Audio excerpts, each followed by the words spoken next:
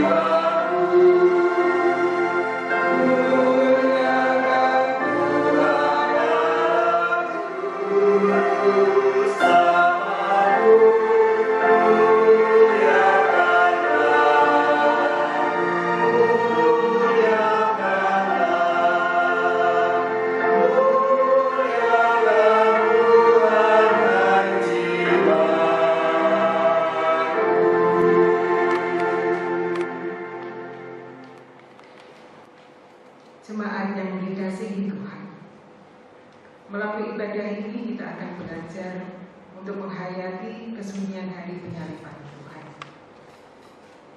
Setelah Yesus disalibkan dan mati, tubuhnya diturunkan dari salib dan dikuburkan. Tubuh Yesus terbaring sendirian, Ia berada di dalam kubur.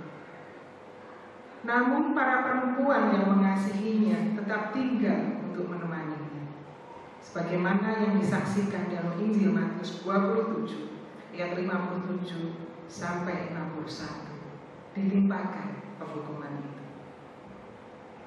Namun seperti semua orang mati dalam persekutuan dengan Adam, demikian pula semua orang akan dihidupkan kembali dalam persekutuan dengan Kristus. Terambil dari surat 1 Korintus 15 ayat 20. Inilah pengharapan hidup yang baru yang ditawarkan oleh Tuhan melalui kematian Yesus Kristus. Saat ini kita menghayati waktu-waktu ketika Yesus berada di dalam kubur yang gelap, berjuang berhadapan-hadapan dengan maut. PKJ nomor 302 kita nyanyikan bersama. Jangan khawatir. Jangan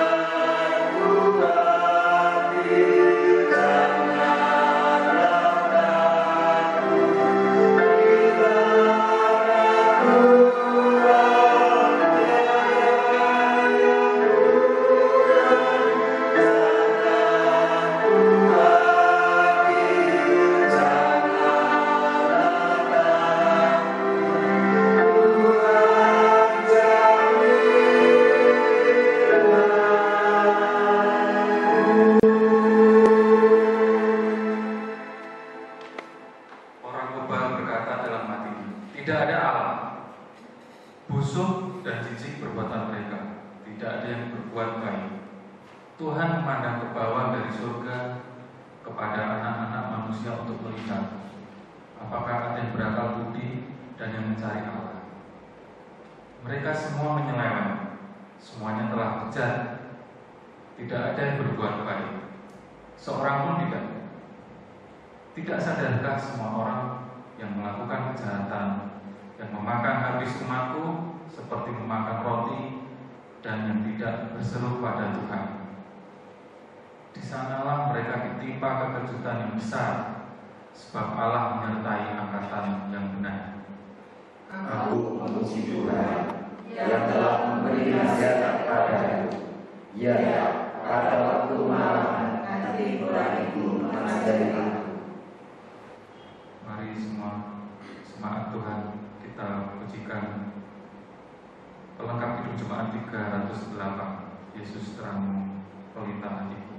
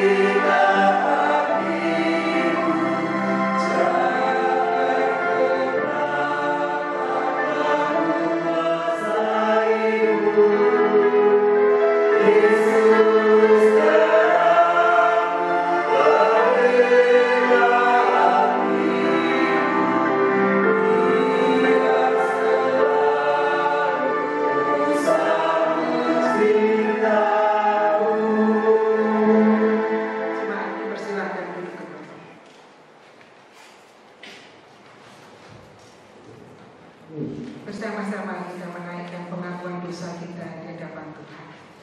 Kita naikkan pengakuan dosa dengan berbalas kasih. Kasihanilah aku, ya Allah, menurut kasih setiamu. Hapuskanlah pelanggaranku menurut rahmat-Mu yang besar. Bersihkanlah aku seluruhnya dari kesalahanku. Dan tahirkanlah aku dari dosaku. Sebab aku sendiri sadar akan pelanggaranku. Aku senantiasa mengeluh dengan dosaku. Terhadap engkau sajalah aku telah berdosa. Dan melakukan apa yang Kau anggap jahat.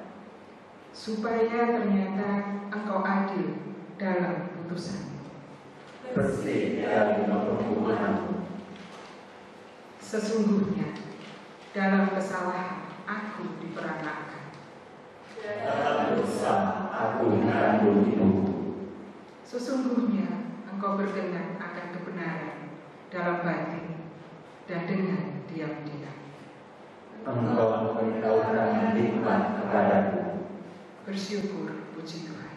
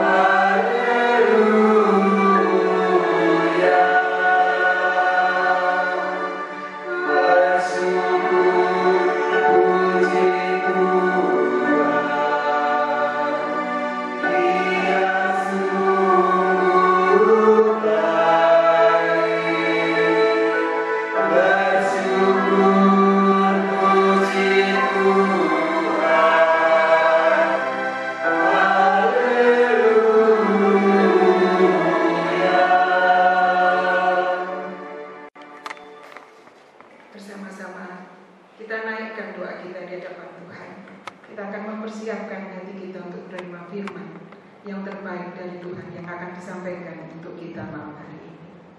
Bersama-sama kita berdoa. Allah Bapa kami yang kami sembah dalam nama Tuhan kami Yesus Kristus, kami mengucap syukur Tuhan karena Kau telah berkorban untuk kami. Engkau telah disalibkan, Engkau telah mati, semuanya untuk menebus dosa kami. Kami menyadari bahwa kami menyadari Yesus dalam kehidupan kami belum bisa hidup secara sempurna seperti apa yang Kau kehendaki.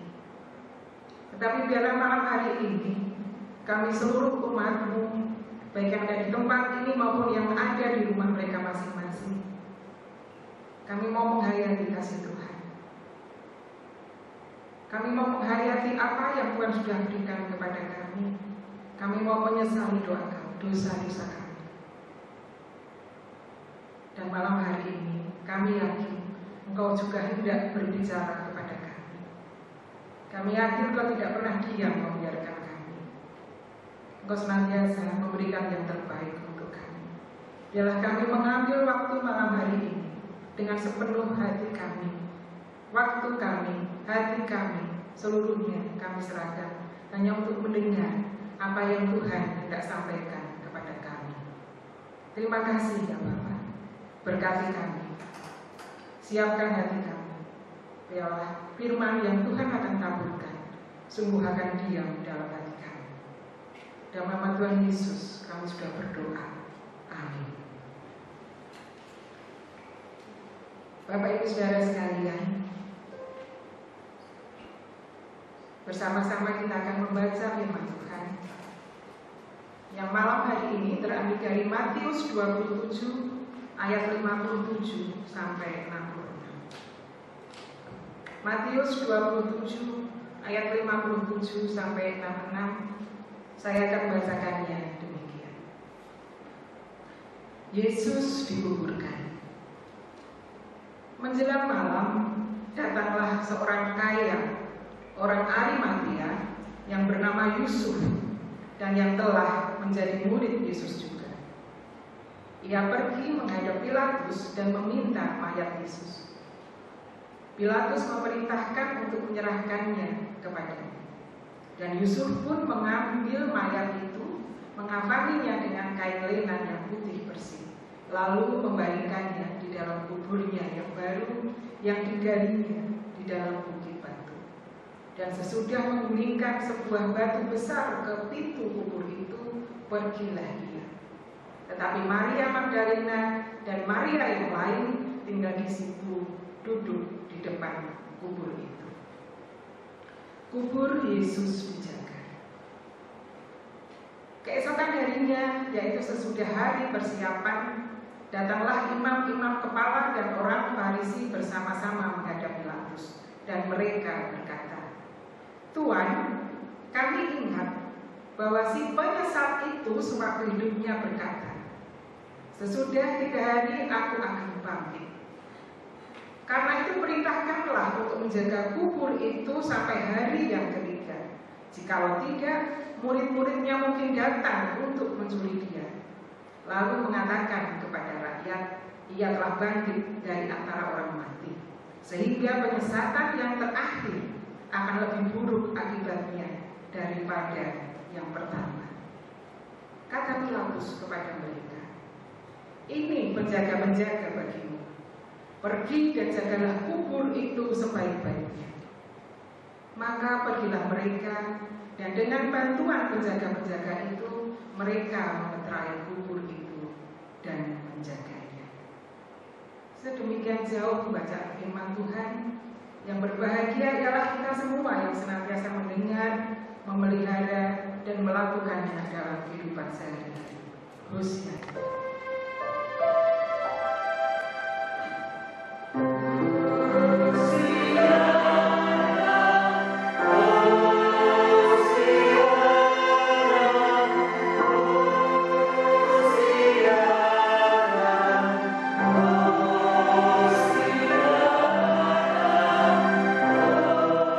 See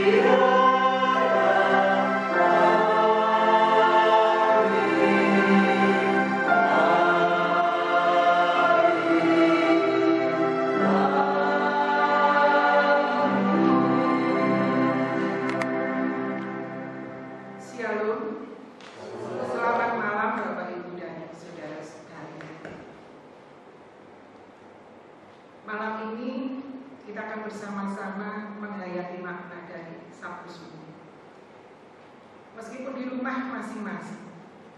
Tetap kita mau yakini dan percaya bahwa dengan ibadah di rumah, justru malam hari ini, di Sabtu Sunyi ini, kita bisa lebih dekat kepada Tuhan. Karena sungguh kita bisa menyendiri dengan keluarga kita.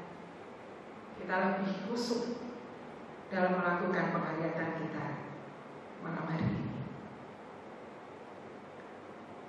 Bapak Ibu dan saudara sekalian, malam ini saya mengajak kita semua untuk menutup mata. Kita menutup mata sejenak, mungkin sekitar 1 menit atau 2 menit. Dengan mata yang tertutup dan dalam suasana yang hening, mari kita bersama-sama berimajinasi. Kita membayangkan seolah-olah kita ini adalah murid Yesus 2000 tahun yang lalu.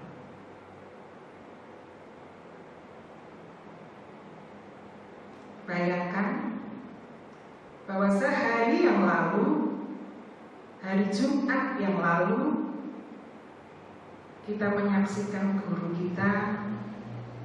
kita menyaksikan pegangan kita menyaksikan junjungan kita disiksa, dihina, diludahi, dan disalibkan.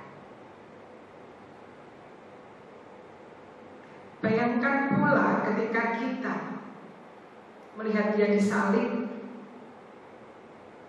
dan kita mendengar dia berteriak dalam kesakitannya, Elroy, Elroy, lama sabachthani. Allahku, Allahku, mengapa engkau meninggalkan aku? Malam ini saya mengajak Bapak Ibu Saudara sekalian untuk turut merasakan kesedihan, merasakan kebingungan, kecemasan, ketakutan. Karena kita tidak tahu harus berbuat apa. Yesus saja yang selama ini kita anggap sebagai kekuatan kita, merasa ditinggalkan Tuhan. Apalagi kita, apalagi aku. Aku ini siapa? Kalau Yesus saja ditinggalkan Tuhan, apalagi aku.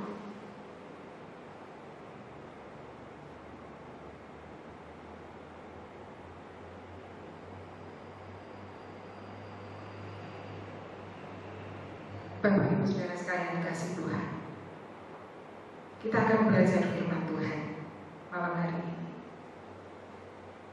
Ketika kita mencoba menempatkan diri kita sebagai murid Yesus pada waktu itu, kalau kita membayangkan bahwa kita adalah murid Yesus di masa yang amat menyedihkan itu, maka kita bersama akan bisa menyadari, maka kita bisa memahami mengapa murid-murid Yesus ketika Jumat malam, Jumat malam, Sabtu pagi, Sabtu malam, mereka hidup dalam ketakutan. Mereka hanya mampu bersembunyi, Bapak Ibu. Karena apabila mereka muncul di hadapan banyak orang, pasti mereka akan menjadi sasaran kemarahan dan olok-olok banyak orang. Pikiran dan hati hanya penuh dengan kesedihan dan ketakutan, sehingga mereka tidak lagi mengingat apa yang pernah Yesus katakan selama hidupnya. Bacaan kita dari Matius 27 ayat 57 sampai 66 mengajak kita untuk belajar tentang dua pribadi. Pribadi yang pertama yang akan kita pelajari, Bapak Ibu, kita akan belajar pribadi seorang Yusuf yang berasal dari Arimatea.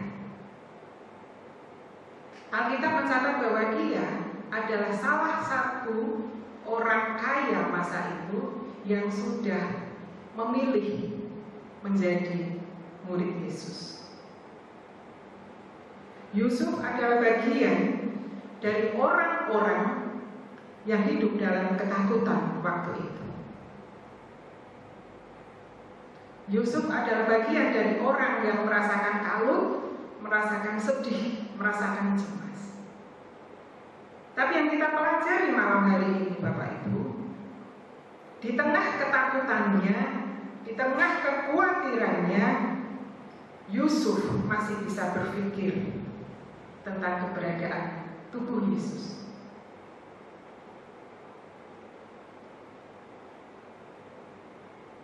Keinginannya untuk merawat tubuh Yesus mengalahkan ketakutan dan kekhawatirannya. Bapak Ibu, menurut hukum Romawi pada waktu itu, karena pada masa itu Israel dijajah oleh Romawi, mayat yang mati disalib boleh diambil oleh keluarganya. Tetapi bila mayat itu tidak diambil oleh keluarganya, orang-orang akan membiarkannya mayat-mayat itu menjadi makanan anjing. Itu hukum Romawi. Sementara hukum Taurat mengajarkan bahwa mayat orang yang mati dihukum gantung tidak boleh dibiarkan tergantung semalam-malam. Dengan alasan berpegang pada hukum Taurat ini, maka Yusuf mengambil inisiatif untuk meminta izin kepada Pilatus menurunkan mayat Tuhan Yesus dan menguburkannya di kuburannya yang baru. Tindakan Yusuf mengajarkan kepada kita Bapak Ibu bahwa pelayanan kepada Tuhan tidak pernah mengenal kata terlambat. Meskipun Tuhan Yesus sudah mati, Yusuf tetap mengambil kesempatan terakhir untuk melayani Tuhan. Yusuf memanfaatkan kekayaan dan statusnya sebagai anggota majelis besar untuk menghadap Pilatus, sehingga ia dapat menguburkan mayat Tuhan Yesus. Ini contoh pribadi pertama yang kita pelajari, Bapak Ibu. Pribadi yang kedua yang akan kita pelajari adalah para imam dan orang Farisi. Kalau kita baca bersama Bapak Ibu, ternyata yang dilanda ketakutan tidak hanya murid Tuhan Yesus, tetapi ternyata para imam dan orang Farisi juga dilanda ketakutan. Tetapi di dalam ketakutan mereka, yang mereka utamakan adalah kebencian mereka kepada Yesus. Kebencian mereka membutakan mata mereka dari kebenaran, sehingga mereka melakukan tindakan yang tidak masuk akal. Di satu sisi mereka percaya apa yang dikatakan Yesus, bahwa 3 hari setelah kematiannya Yesus akan bangkit. Itu mereka percayai, itu yang membuat mereka ketakutan. Tetapi di sisi yang lain, mereka juga ketakutan kalau murid-muridnya akan mengambil mayat Yesus. Di satu sisi mereka ketakutan akan kebangkitan Yesus, di sisi yang lain mereka ketakutan kalau mayat Yesus dicuri. Di dalam ketakutannya yang mereka pikirkan adalah kebencian mereka kepada Yesus, kebencian mereka kepada murid-murid Yesus. Meskipun sebenarnya ketakutan mereka dan tindakan mereka adalah tindakan yang sia-sia. Sia-sia dalam arti kalau mereka mencurigai murid Yesus, bukankah mereka tidak menyadari bahwa murid Yesus pun tidak berani keluar rumah, sehingga tidak mungkin mereka mencuri mayat Yesus. Ketakutan akan kebangkitan Yesus, sehingga mereka meminta kepada Pilatus untuk menjaga, untuk disediakan penjaga mengawal di pintu kubur Yesus. Bukankah ini sesuatu yang sia-sia? Seolah-olah mereka membatasi kuasa Tuhan. Karena sesungguhnya jikalau Tuhan sudah bekerja, tidak ada satu kuasa pun yang bisa menghalanginya. Bapak Ibu Saudara sekalian yang dikasihi Tuhan, malam hari ini saya mengajak kita semua untuk menilik hati kita masing-masing. Di tengah rasa takut dan rasa cemas yang kita alami, akankah kita mengambil sikap seperti Yusuf dari Arimatea, atau mengambil sikap seperti para imam dan orang Farisi? Seperti Yusuf yang meskipun penuh ketakutan tetap memikirkan untuk memberikan yang terbaik bagi orang lain dengan apa yang dimiliki. Atau seperti para imam dan orang Farisi, di dalam ketakutannya masih menyimpan dendam dan kebencian, sehingga mereka mengisi hari dengan kemarahan, dengan kecurigaan, yang akibatnya mereka merancang jalan yang tidak sesuai dengan kehendak Tuhan. Bapak Ibu Saudara sekalian, saat ini disadari atau tidak, kita merasakan ketakutan yang sama. Pandemi corona yang kita alami saat ini ternyata telah menyebabkan kita memiliki banyak sekali ketakutan. Kalau murid Yesus pada waktu itu ketakutan ketemu orang karena takut diejek, dicemooh, kita sekarang takut ketemu orang karena takut ketularan. Kita takut melakukan apapun. Kita membatasi semua aktivitas kita. Kita dipaksa untuk mengurung diri di rumah. Apalagi kalau kita semua yang kita baca, yang kita tonton adalah berita tentang berapa jumlah korban, berapa yang sudah tertular, baik itu di Indonesia maupun di dunia. Bukankah kondisi yang demikian mau tidak mau membuat pikiran dan hati kita digiring menjadi semakin ketakutan? Di saat inilah Bapak Ibu, kita bersama-sama diajak untuk memilih. Kita mau mengambil posisi Yusuf dari Arimatea, atau kita mau mengambil posisi sebagai para imam dan orang Farisi. Saya mengajak kita semua bisa bersikap seperti Yusuf. Di tengah ketakutan kita tetap memberikan apa yang terbaik yang kita miliki untuk orang lain. Kalaupun kita tidak mampu memberikan materi, memberikan bantuan, memberikan dukungan secara materi, banyak yang bisa kita lakukan. Paling tidak sediakan waktu untuk berdoa. Berdoa untuk negara kita, pemerintah kita,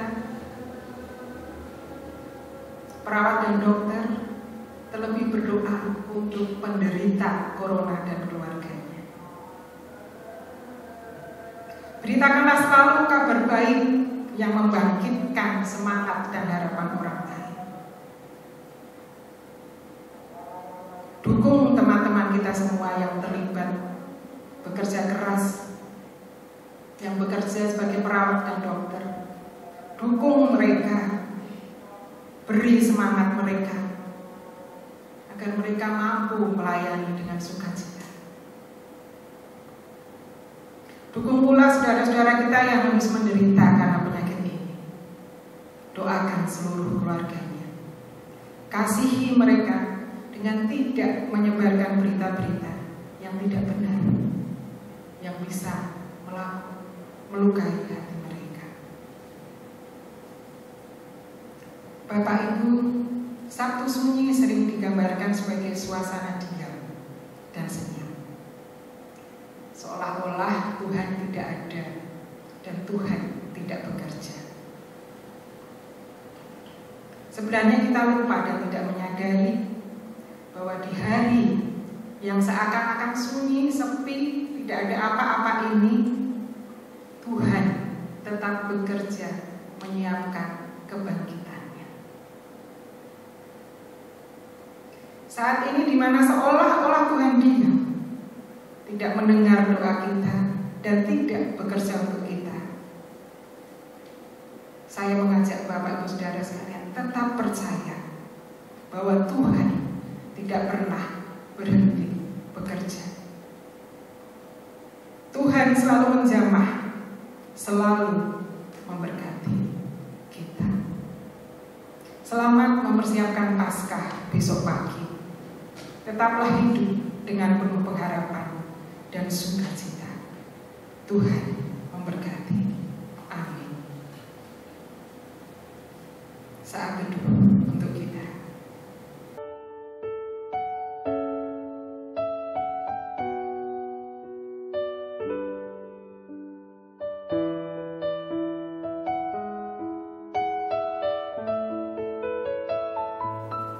Tuhan,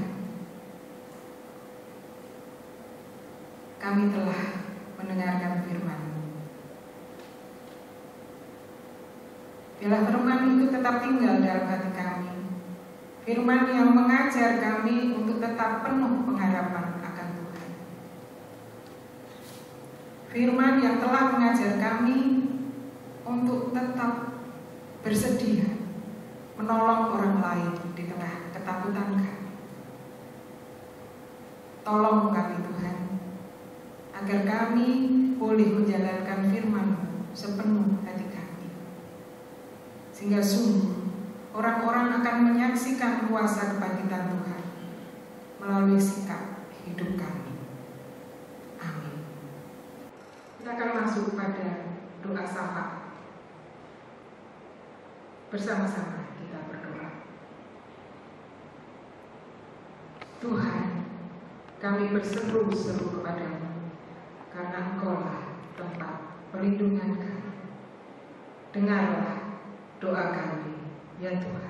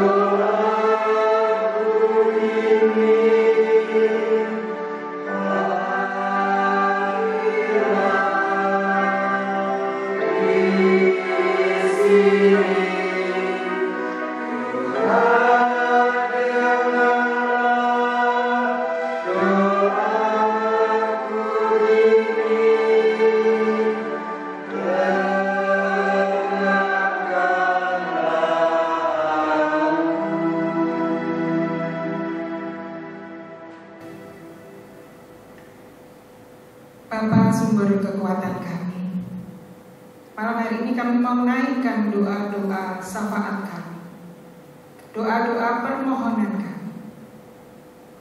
Kami percaya Engkau Allah yang tidak pernah berhenti bekerja untuk kami. Engkau Allah yang tidak pernah menutup telinga untuk kami. Engkau Allah yang siap membuka tangan untuk kami. Engkau Allah yang siap turun tangan ketika kami angkat tangan. Malam hari ini kami berdoa, Tuhan. Inilah kami yang hidup dalam ketakutan kami. Inilah kami yang hidup dalam kekhawatiran kami. Inilah kami yang hidup dalam kecemasan kami. Tetapi di tengah semuanya itu kami mau imani, kami mau percaya bahwa Engkau senantiasa di sisi kami. Engkau senantiasa ada bersama dengan kami.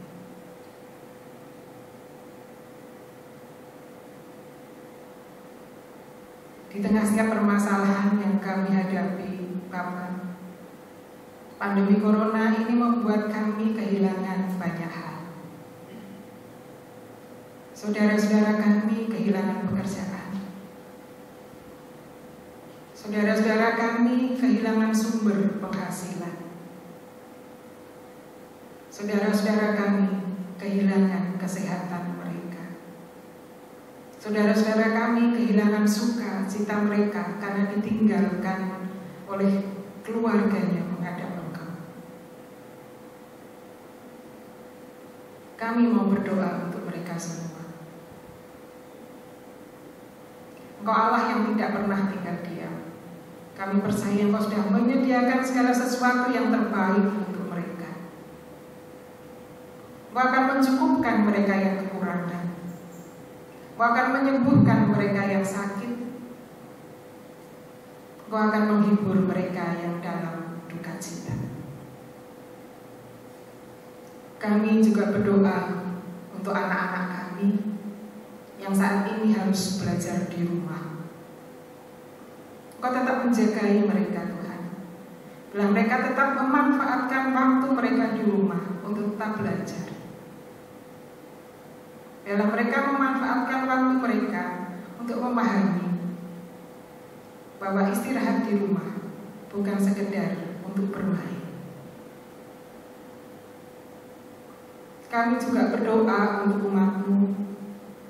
Jikalau masa-masa ini kami tetap harus beribadah di rumah kami masing-masing, tetapi biarlah kami semua mempunyai kerinduan yang sama untuk tetap rindu beribadah di hadirat-Mu,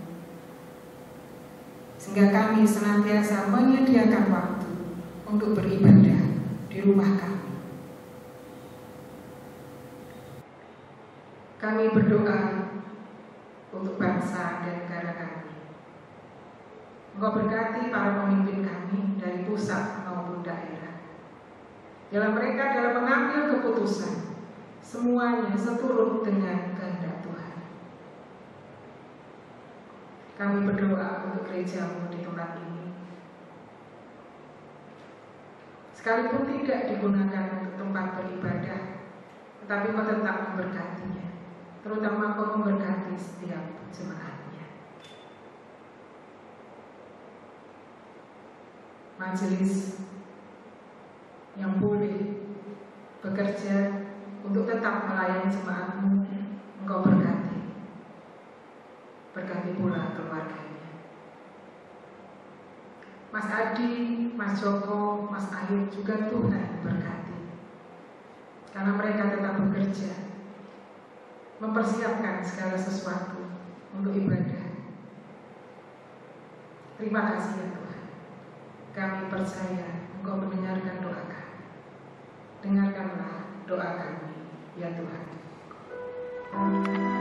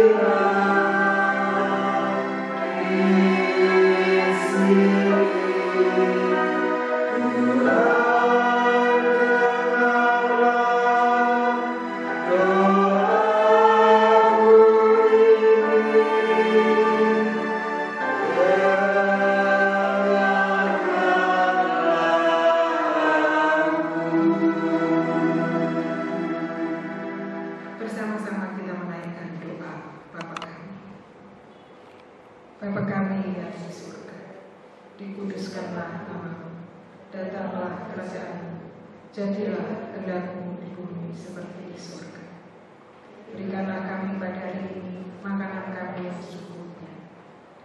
Ampunilah kami kesalahan kami, seperti kami juga mengampuni orang yang bersalah kepada kami. Dan jangan membawa kami ke dalam pencobaan, tetapi lepaskanlah kami daripada yang jahat. Karena Engkau-lah yang punya kerajaan dan kuasa dan kemuliaan sampai selama-lamanya. Amin. Kami undang Bapak Ibu bangkit berdiri.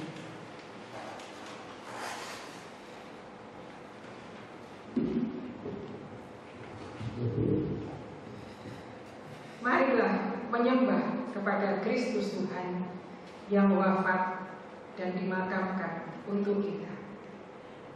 Kami menyerahkan semua kehendak kami ke dalam tangan-Mu yang benar. Allah Bapa yang kekal dan kuasa, Putra-Mu yang tunggal telah turun ke alam maut menjadi panglima kemenangan bagi jiwa kami. Ke dalam tangan-Mu Bapa, kami serahkan hidup kami. Amin. Bapak Ibu yang dikasihi Tuhan, ibadah Sabtu Sunyi telah berakhir. Peganglah terus janji Yesus bahwa Ia tidak akan pernah meninggalkan kita. Dalam setiap pergumulan tetaplah hidup dengan penuh pengharapan akan kasih setia-Nya. Dan terimalah berkat Tuhan. Kasih Allah Bapa, kasih Tuhan Yesus, dan penyertaan Roh Kudus ada pada kita dari sekarang sampai selama-lamanya. Amin.